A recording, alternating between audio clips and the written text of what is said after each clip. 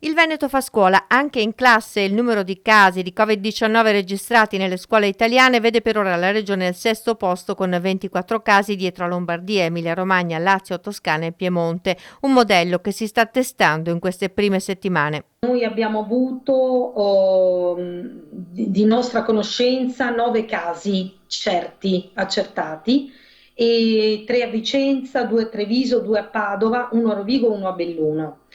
E quindi la rete dei referenti Covid scolastici e dei dipartimenti di prevenzione ha funzionato bene, direi, per questi primi casi, perché non c'è stato, diciamo, panico o comunque incapacità di affrontare con le situazioni. Perché molti insegnanti si domandano, magari in classe hanno rispettato le misure di sicurezza, però alcuni devono andare in quarantena, altri no, quindi appunto la linea dovrebbe essere forse un po' elastica da questo punto di vista.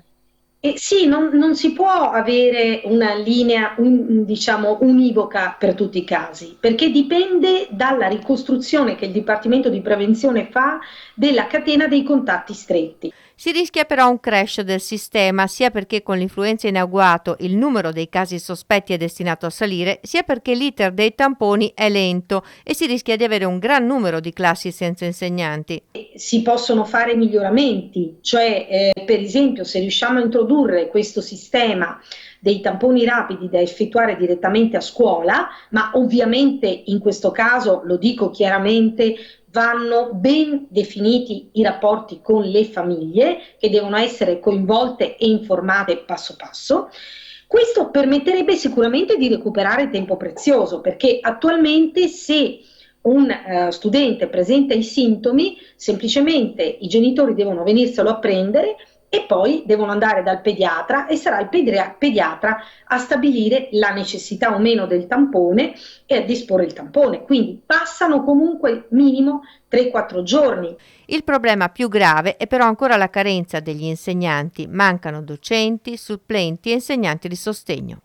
Diciamo che circa il 22% del personale docente è precario e questo si traduce in termini numerici in 14.484 supplenze. Noi siamo riusciti a fare per il momento la metà di queste supplenze e nei primi giorni della prossima settimana ovviamente abbiamo dato priorità al sostegno e alla scuola dell'infanzia, alla scuola primaria.